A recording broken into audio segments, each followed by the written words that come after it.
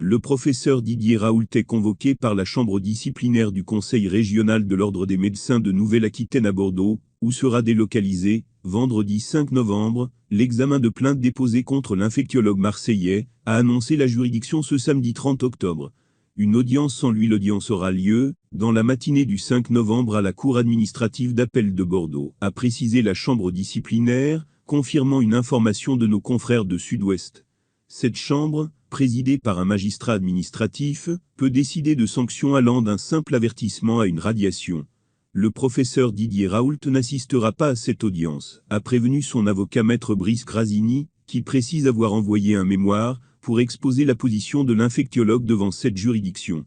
Code de déontologie à l'automne 2020, le Conseil départemental de l'Ordre des médecins des Bouches-du-Rhône avait engagé des poursuites contre Didier Raoult, qui dirige l'Institut hospitalo-universitaire Méditerranée Infection, IU, à Marseille, lui reprochant notamment plusieurs entorses au code de déontologie liées à la promotion de l'hydroxychloroquine, pour lutter contre le Covid-19.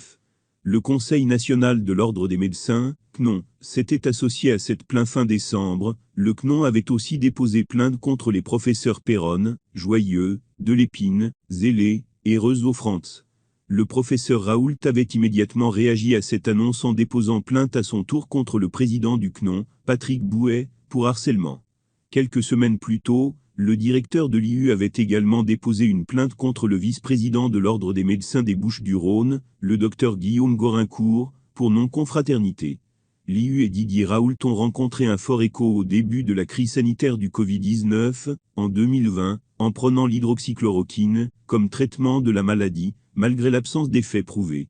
D'autres accusations depuis la semaine dernière. L'IU et son directeur sont également accusés d'avoir mené depuis 2017 de supposés essais cliniques illégaux contre la tuberculose.